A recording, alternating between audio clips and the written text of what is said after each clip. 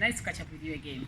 Today, I want us to talk about the local government elections and the importance of engaging into local council elections. Tomorrow, 3rd February 2021, Ugandans will be going to polls again, and we shall be able to go and vote for who our local councillors, the LC3 woman councillor is, the directly elected councillor for a given area is, and also the chairperson of the sub-counties and the mayors of the town councils.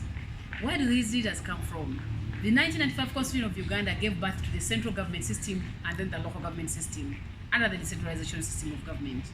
And you find that this was basically backed up with the 1997 Local Government Act that gave birth to existence of all these local leaders who actually have the performance and the function of ensuring that they deliver services to the people and also govern the local areas where they are in these different communities.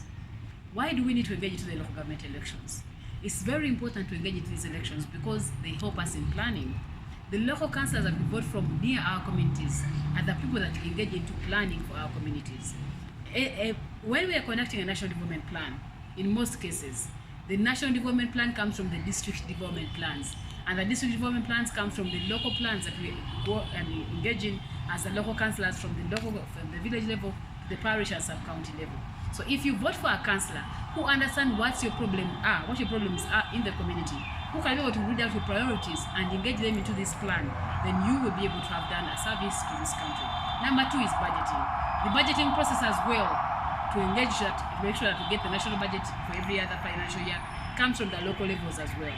The local councils are responsible for passing the local council budgets. The district local government is also responsible for passing the district budget of a given financial year. If you vote for the councillors who understand the budgeting process, who are willing to learn how the budgets are being done, who are willing to put in the activities affecting us most into the national budget to get the highest amount of money, then you'll have been able to do a good activity in this election. Number 3 is promoting development. Development doesn't start from the national development. It starts from the lowest community development. If you want your community to develop, in many cases, it's the chairperson of LC3 of your sub-county, it's the mayor of your town council, and the councillors of the town council who are going to ensure they can put up development projects in your community. When the local budget comes up from the local government, ensuring that we construct schools, ensuring that we construct wells, ensuring that we construct roads comes from the local council resolutions from your local council. That is why you have to engage in local government elections. The number 4 is fighting against domestic violence. Domestic violence is one of the many community problems that we face as a community. Domestic violence does not only affect the women, but also the men as well, and the children as well in these families.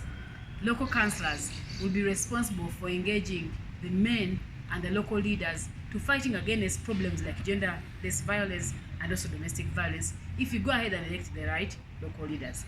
Fighting against corruption and embezzlement of funds is also one key thing why you need to be able to engage into local government elections. If you vote for a leader who is not going to engage into corruption at the lowest level, even when the money comes from the national budget from parliament and gets to your district local government, these leaders will be able to fight against the corruption, either from the technocrats, the bureaucrats, or even from the other local government leaders that are engaging into this process. What kind of councillors would you be able to vote for? Anybody who's going to vote for a councillor should look at a person, one, who actually understands your community very well, who understands the problems that people face in this community. And then number 2, who has some kind of level of education and understand and be able to interpret the budgets, the plans, and the development plans.